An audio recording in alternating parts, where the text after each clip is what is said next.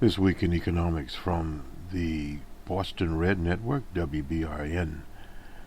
Numbers Man here on the 24th of October 2015. We'll start a little differently today than we normally do. We'll look at bonds and where bonds are effectively via the Fed and to the European Central Bank, what it plans to do.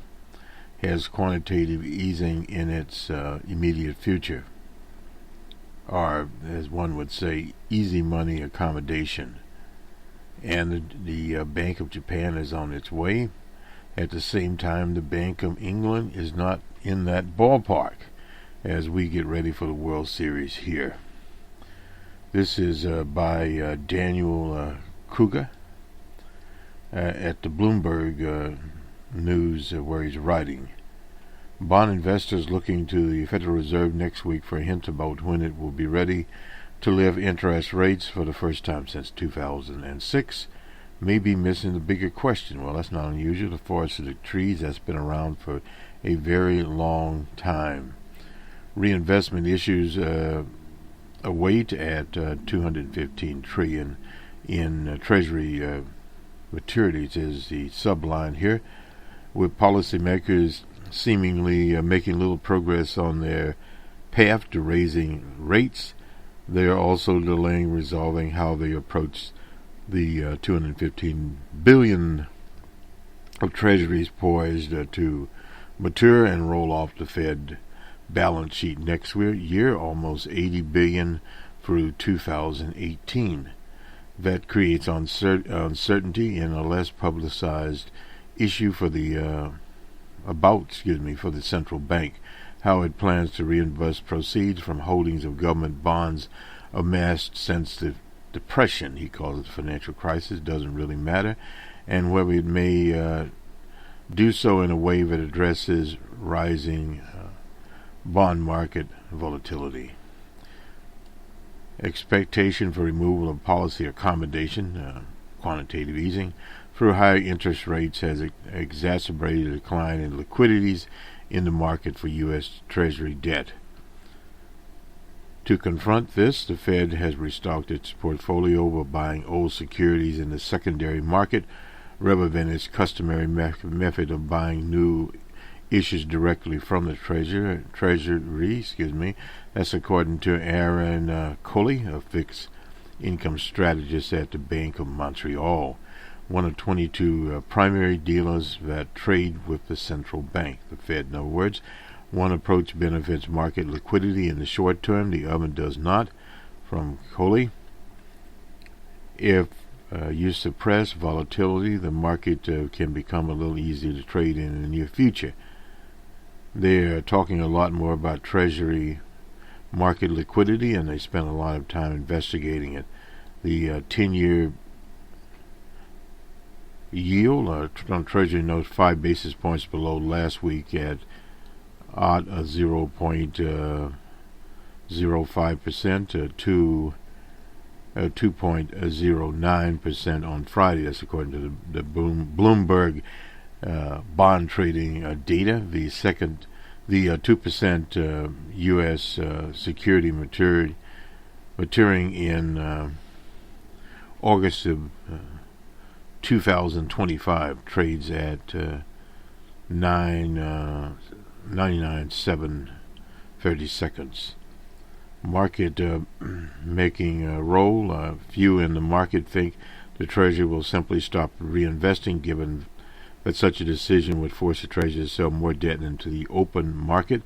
Buying bonds in the secondary market could help the Fed offset rising volatility by stepping into a function traditionally filled by banks, as many retreat from market-making roles and stricter regulations. The Fed's balance sheet includes $2.46 trillion of treasuries, up from $800 billion before the policymakers took the extraordinary step in 2007 to boost the banking system on the stress of a decline in the housing market. In other words, the Depression. Any policy innovation started with attempts by Fed officials to signal their intentions. That's according to another trader, Michael Rizzio in Boston. He's with Mutual Manulife Assets Management. It seems possible they could do something like changing their reinvestment strategy if they were concerned about the economy, Rizzio said, but without proper warning from officials, that would send a message they don't want to send. Disconnected rhetoric, he says here. Chair Yellen's recent statement that she expects the central bank to raise rates this year is at odds with market predictions amid signs of slowing global growth. We talked about that last week. Interest rates futures indicate the probability of an increase this year has fallen to 36% from 59% at the beginning of September. The first month where the market sees the Fed lifting off is in March. That would be 2016, with a 60% likelihood. That's according to data from Bloomberg. The calculation is based on an assumption that the effective Fed funds rate will average 0.375% after the first increase. Future traders assign only 6% probability that the Fed will raise rates at its 28th of October meeting. Investors will, of course, praise the Fed statement for signs of any pending policy shift. Okay. Central bank must address the topic of balance sheet management at some point. Quelling the uncertainty about its policy intentions remains the Fed's most pressing priority. That's Thomas Simmons, a money market economist at Jeffers Company in New York. There's a significant difference of opinion in how to interpret what's going on. Simon says, oh boy. Anyway, that is a problem they need to solve immediately. The problem here, basically for the Fed, their models and various other models out there are all contradictory. It's not the Fed per se is having a communications problem. The economy itself is something that these people are not accustomed to seeing.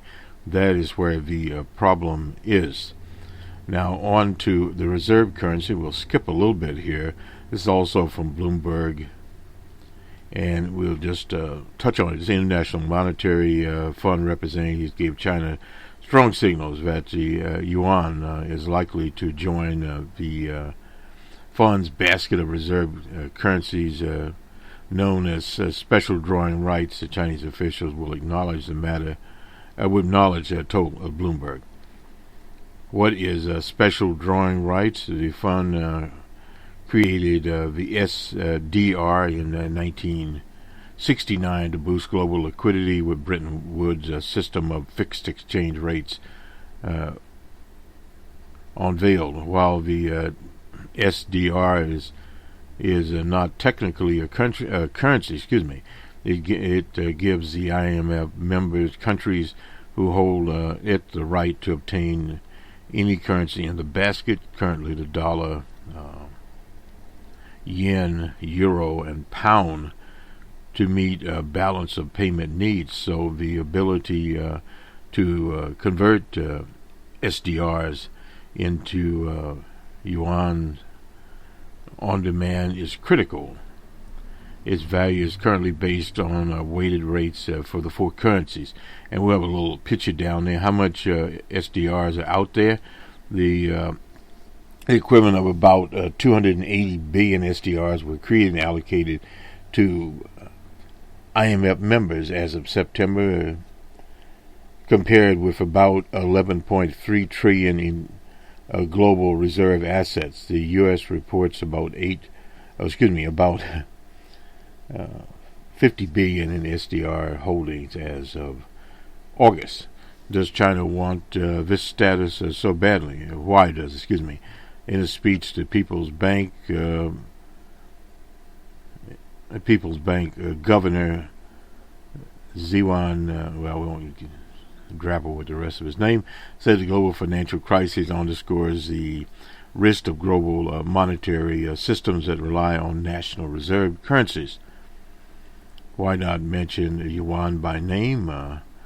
Mr. Zia argued that the SDR should take the role of a super sovereign reserve currency, with its basket expanded to include currencies of all major economies. Chinese officials have since been more explicit after President Xi's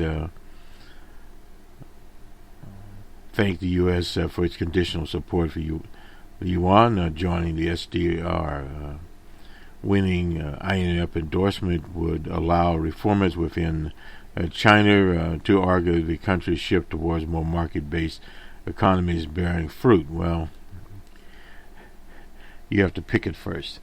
The global use of yuan has surged since the IMF injected the SDR inclusion in the latest review in 2010, every 5 years past.